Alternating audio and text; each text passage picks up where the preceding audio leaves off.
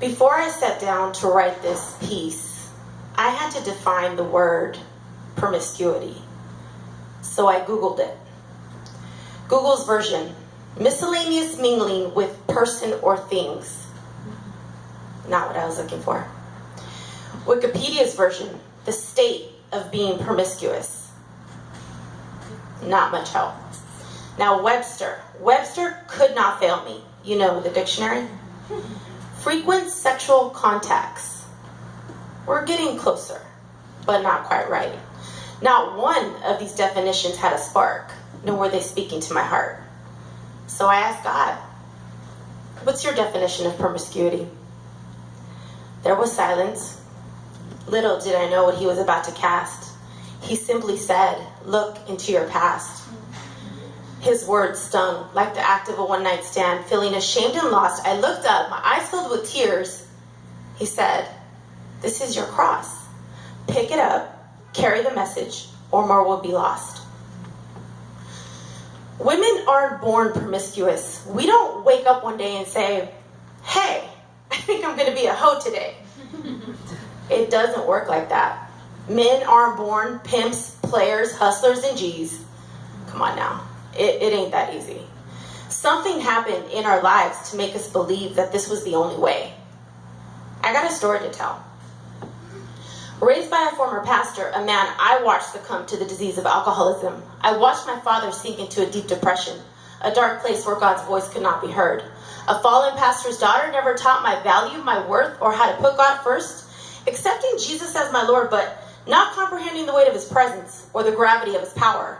Not understanding the concept of what pure love looked like. Raised with the notion that as I got older, there was going to be a prince who was going to find me and save me. A Cinderella dream where realities did not exist. The type of girl who grew up bullied about my looks, my body, my awkwardness. I starved for attention. I thirsted to be desired. I sought to be validated. With an impressionable mind and an unguarded heart, Satan was definitely going to do his part. Like I said, my promiscuous ways didn't happen overnight. It was a slow progression that started out with good intentions. Intentions of filling the void and replacing a father's love that I longed and desired. Intentions of becoming a Disney princess, waiting for her prince to see her from across the room, knowing that I was the one he wanted to spend the rest of his life with. A picture-perfect fantasy where reality was a lie. And Satan, the photographer. At age 15, I searched for wisdom and knowledge through the already broken. My true teachers came in the form of poets, but not the spoken word kind. They spit rhymes that objectified women, lyrics that glorified sex. One lyricist in particular, she became my Paul and I her Timothy, my mentor, the kind of woman I wanted to be. Little Kim, Notorious B.I.G., Naughty by Nature, 2 Live Crew, Tupac, Too Short, it was just too much. Each lyric written, each rhyme boasted, penetrated my thoughts and became the gospel to my soul.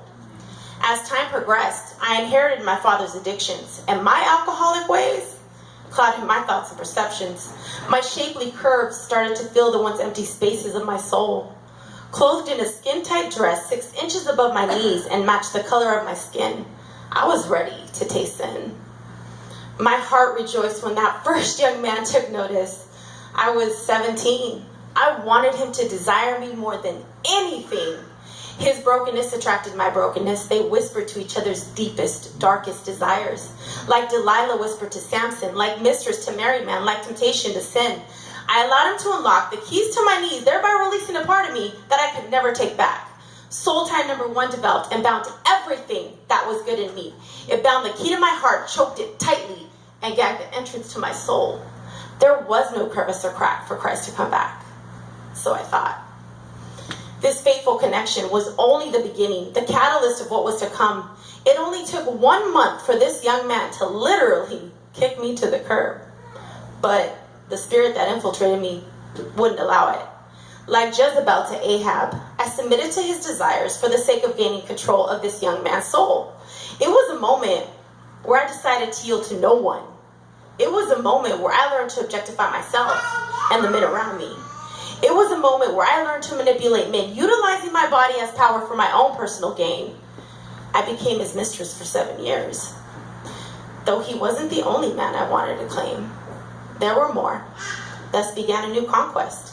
It was one Ahab after the other, after the other, after the other. They peacefully sat at Jezebel's table. These men were weakened by the lust in my eyes and the sensualness of my flow. Feeling just a little hardcore, unable to fight the feeling, I was naughty by nature, down with OPP, and hypnotized by thug passion. It seemed that there was no way out. So I continued the journey. This path, it wasn't easy, but it was all I knew.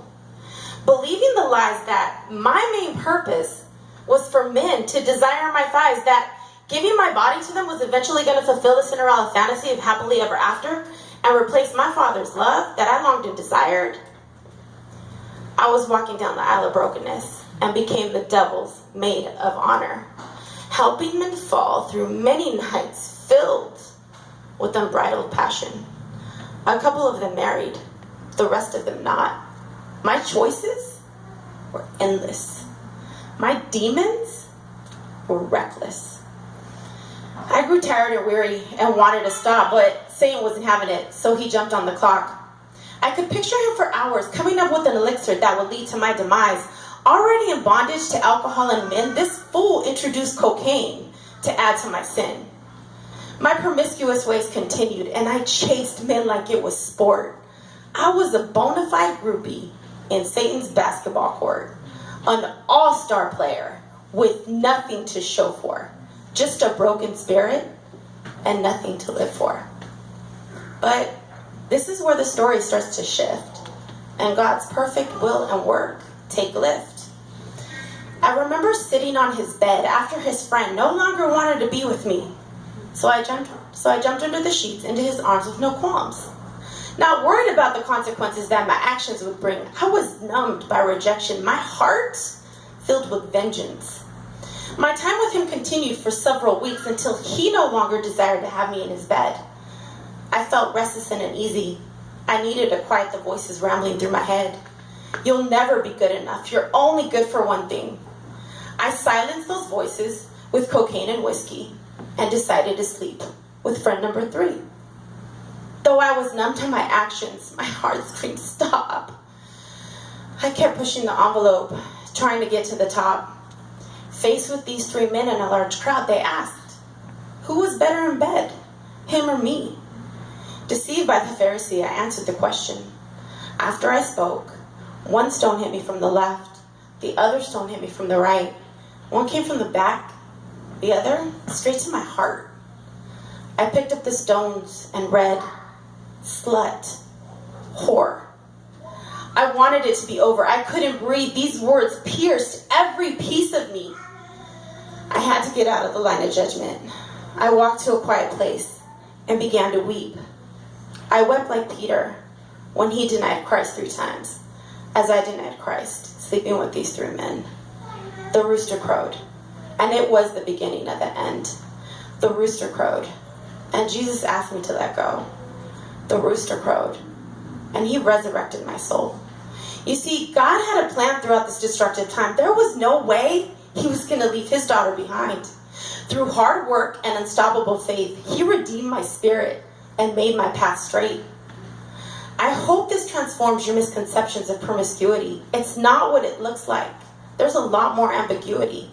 Behind every child whose mother or father did not pay attention, behind any man or woman with a deep-rooted rejection, behind every woman who calls herself Samantha from Sex and the City, behind every woman who's been called a groupie, behind every lyricist whose rhymes glorify sex, behind every man who places his value on the many women he slept with, behind every man who chases women like sport, behind every person whose spirit's been torn apart, behind every prostitute, pimp, player, hustler, and G, lies the creation of God, just like you and me. Lost, hurt, broken, not knowing their value or their worth, buying into the lies that Satan has set forth. I stand before you today, not in judgment or condemnation. I stand before you today because he had something to say. I stand before you today to tell you there is another way. My story begins as I am lost and abandoned, seeking to be saved by some prince in a fantasy. The reality is, I am witness and have been saved, not by man, but by God's Son who sits at his right hand. Ladies and gentlemen, believers or not, before you judge a person with the promiscuous present or past, you have not walked in their shoes or on their path. Without merit, love and honor those you come into contact with. Open your eyes, your ears, your heart. Do not be afraid. This is the broken world we live in today. As I kneel down before him, the tears from my past fall from my eyes onto his throne. I use my hair to wipe his feet, my lips to speak about his heart, prayer as perfume to pour on his head. He has redeemed me, and I am forgiven.